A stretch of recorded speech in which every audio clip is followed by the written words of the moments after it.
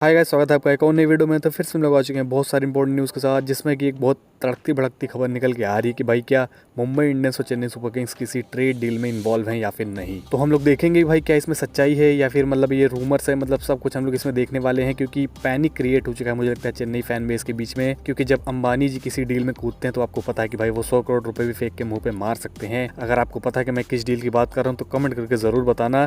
तो बात करेंगे भाई, डाइसेक्ट करेंगे कि भाई क्या ऐसा कुछ हो रहा है या फिर नहीं। फिर बात करेंगे ऋतुराज गायकवाड़ के बारे में, क्योंकि भाई उन्होंने जो कमबैक किया है, मतलब सबके मुंह पे तमाचा है, सेलेक्टर्स के मुंह पे तमाचा है, तो ये मतलब बहुत इंपॉर्टेंट कमबैक था, उसके बारे में बात करने वाले हैं।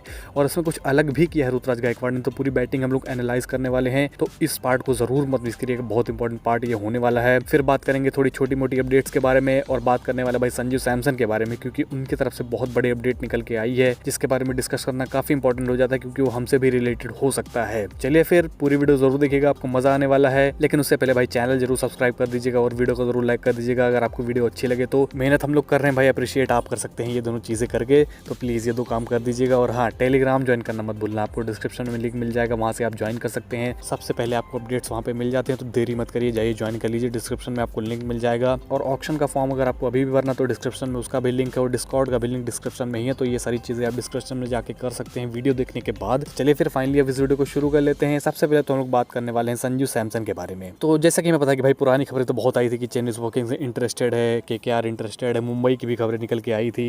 लेकिन हमने देखा कि भाई चेन्नई सुपर किंग्स और इनके बीच में कुछ ऐसा हो नहीं पाया, कुछ चल नहीं पाया, क्योंकि भाई उनकी डिमांड्स कुछ ऐसी थी। और प्लेयर जो संजू सैमसन है वो भाई राजस्थान में बिल्कुल भी नहीं रुकना चाहते हैं। इसीलिए भाई मुंबई ने भी अप्रोच किया था कुछ प्लेयर्स को लेकर, और केकेआर ने भी अप्रोच किया था। लेकिन राजस्थान का जो डील है वो किसी के साथ बैठ नहीं रहा है। मतलब हाल ही में अभी केकेआर की तरफ से बहुत स्ट्रॉन्ग खबरें निकल के आ रही थी कि भाई ऐसा हो सकता है। लेकिन अभी भाई लोकल जो वहाँ का न्यूज़पेपर है उसने रिपोर्ट किया है कि भाई ऐसा कुछ नहीं है। मतलब केकेआर ने डिनाई कर दिया अपने प्लेयर्स देने के लिए, और अब बहुत बड़ी पॉसिबिलिटी है, मतलब आप ये मान के चलिए लगभग 90% कन्फर्म हो गया कि भाई ये ऑक्शन में जाने वाले हैं। तो ये बहुत बड़ी खबर है सारी फ्रेंचाइजी के लिए, क्योंकि मुझे लगता है 9 टीमें इनके ऊपर बिड करने वाली हैं, जिसमें कि केकेआर सीएसके बहुत ज़्यादा इंटरेस्टेड हो सकती है। क्योंकि हमें पता है कि भाई किस तरीके से चेन्नई सुपर किंग्स ट्रेड के लिए अगर इतना पीछे पड़ी हुई थी।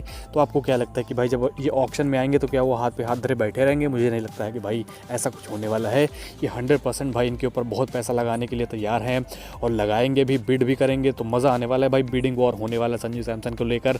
अब देखते हैं भाई कौन सी टीम ले जाती है, बहुत ही इंपॉर्टेंट होगा देखने में। लेकिन हाँ, मज़ा ज़रूर आएगा ऑक्शन में। फिर हम लोग आगे बढ़ते हैं, बात कर लेते हैं ऋतुराज गायकवाड़ के बारे में। तो सबसे पहले तो भाई जो शानदार सेंचुरी जड़ी है, जिस तरीके से एक्सेलरेशन भी उन्होंने दिखाया है, 122 गेंदों पर शतक जड़ा था, उसके बाद 144 गेंदों पे 133 रन बनाए हैं। तो मतलब बीच में भाई जो एक्सेलरेशन दिखाई है वो मतलब काफ़ी सराहनीय है। मतलब 4 छक्के एक ओवर में लगाए, जो कि देखकर काफ़ी मज़ा आया। मतलब ऐसा लगा कि भाई मैं विंटेज ऋतुराज गायकवाड़ को देख रहा हूँ इस पारी में। और मैंने बहुत अच्छी तरीके से इस पूरी पारी को देखा है दोबारा। जब ये लाइव स्ट्रीम खत्म हो गई थी तब मैंने एनालाइज़ किया कि भाई जब वो पहले मैच में आए थे तो भाई स्पिन के खिलाफ बहुत ज़्यादा फंस रहे थे, लेकिन इसमें भाई इतना एफर्टलेस से खेले हैं, मतलब स्मूथ लाइक बटर, जैसा आपने गाना सुना होगा, कुछ उसी तरीके की इन्होंने बैटिंग करी है इस मैच में। और इसमें एक और चीज़ जो मैंने नोटिस करी है कि भाई पिछली बार जब मैंने इनका स्टांस देखा था दुलीप ट्रॉफी में, तो ऐसा लग रहा था कि भाई T20 वाला स्टांस नहीं होता कि जो खुला रहता है, हाई बैकलिफ्ट रहती है, मतलब हर शॉट के लिए जाना चाहते हैं प्लेयर्स, कुछ उस तरीके का स्टांस इनका दिखाई दे रहा था, जो कि भाई टेस्ट क्रिकेट या फिर लॉन्गर फॉर्मेट्स में भाई फीजिबल कभी नहीं हो सकता है। तो स्टांस में भाई कुछ बदलाव हमें देखने को मिला है कि भाई इनका जो पैर है वो थोड़ा क्लोज हो गया है, बैकलिफ्ट है वो थोड़ा नीचे आ गई, जो कि पिछले स्टांस से अगर हम लोग कंपेयर करें तो भाई हाई बैकलिफ्ट थी, जिसमें हम लोग पावर जनरेट करने की कोशिश करते हैं। इसमें वो नजर आ रहा है कि भाई हाँ, वो वॉचफुल है, वो मतलब टेस्ट क्रिकेट को टेस्ट क्रिकेट की तरह देख रहे हैं, मतलब T20 की तरह नहीं देख रहे हैं, जो कि एक बहुत पॉजिटिव साइन है। अगर इस पे काम ऐसे करते रहेंगे तो भाई मज़ा आ जाएगा, एक लॉन्गर फॉर्मेट्स पे भाई इनका चयन हो सकता है। और फिर बाद में एक्सेलरेट भी किया, जो काफ़ी इंपॉर्टेंट था।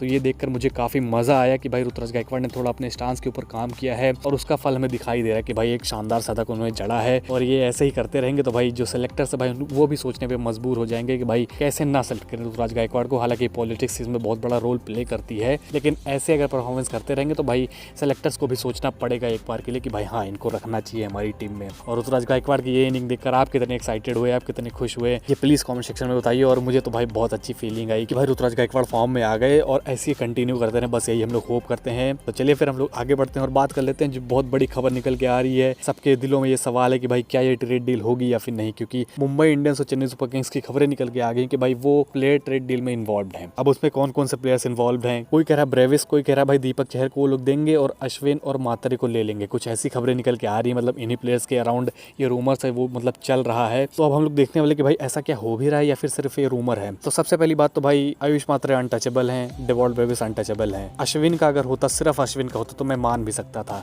लेकिन अगर इन दोनों प्लेयर्स को आप इन्वॉल्व कर रहे हैं तो भाई ये मतलब कहीं से भी आप इसको बिलीव नहीं कर सकते हैं। चेन्नई सुपर किंग्स इतनी पागल थोड़ी है यार कि अभी मतलब इतने सस्ते में डेवॉल्ट ब्रेविस को साइन किया है, इतने सस्ते में हमने आयुष मात्रे को साइन कर लिया है, तो हम लोग दीपक चहर के बदले इनको बताइए दे देंगे, ऐसा मतलब सेंस है कोई इस बात में, मतलब कोई सेंस नहीं बनाता है ये। और मुंबई इंडियंस तो भाई दीपक चहर को रिलीज ही करने वाली है, तो ऐसा क्यों करेगी चेन्नई सुपर किंग्स की भाई, जब जो प्लेयर ऑक्शन में अवेलेबल है उसके लिए चेन्नई सुपर किंग्स अपने 2 इंपॉर्टेंट खिलाड़ी दे देगी। मतलब कहीं से भी ये लॉजिकल न्यूज नहीं लग रही है मेरे हिसाब से, सिर्फ ये फेक न्यूज है या फिर रूमर आप कह सकते हैं।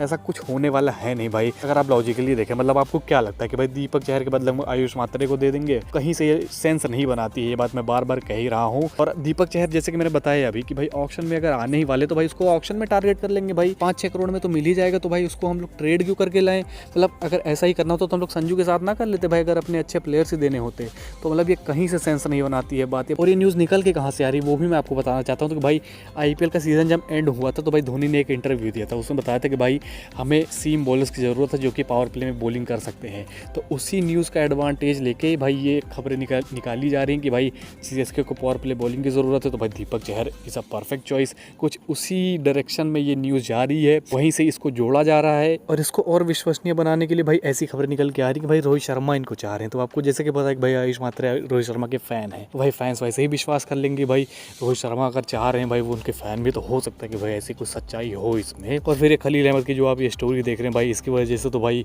मतलब ऐसा लग ही रहा है कुछ फैंस को कि भाई ऐसा डील हो ही जाएगा। तो मतलब ये सारी बहुत चीज़ें हैं जो कंपाइल करके इस खबर को निकाल के ला रही हैं। और अगर आपने मेरी पहले की वीडियोस देखी हैं तो मैंने उसमें समझाया कि भाई ट्रेड रूमर्स निकाले कैसे जाते हैं। मान लीजिए चेन्नई सुपर किंग्स को किसी प्लेयर की ज़रूरत है, किसी टाइप के प्लेयर की ज़रूरत है, जैसे कि पावर प्ले बॉलिंग मैंने बताया, तो उसी टाइप का प्लेयर आपके सामने डाल दिया जाएगा कि भाई हाँ इसको चेन्नई सुपर किंग्स चाहती है। तो इसी वजह से भाई ये बिलीवेबल हो जाता है और ऐसी ही खबरें निकाल के लाते हैं ये लोग। जिस टीम को जिस टाइप के प्लेयर की ज़रूरत है उस प्लेयर को उस टीम से जोड़ देंगे, तो भाई आपके मन में मतलब ये एक शंका पैदा हो जाएगी कि हाँ ऐसा कर सकती है कोई भी टीम। इसी वजह से भाई ये फैंस के बीच में पैनिक भी क्रिएट कर रहा है। और अंबानी भाई जब होते हैं इन्वॉल्व तो भाई पैनिक तो क्रिएट होता ही होता है।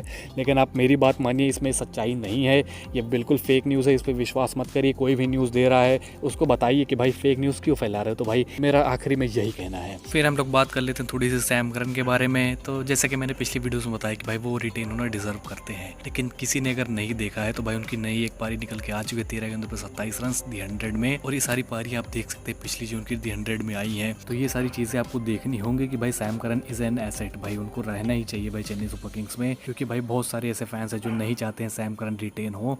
तो भाई ये सारी पारी हो सकता है आपका दिमाग चेंज करे और हो सकता है चेन्नई सुपर किंग्स का भी दिमाग चेंज करे और सैम करन रिटेन हो, जो कि मेरे हिसाब से होने भी वाले हैं। तो इनकी थोड़ी पारियाँ निकल के आई तो मैंने सोचा आपके साथ शेयर कर दी जाए। तो चलिए फिर ये सारी कुछ अपडेट्स थी, मैंने सोचा आपके साथ शेयर कर दी जाए। तो भाई फेक न्यूज़ से दूर रहिए, बचिए उससे।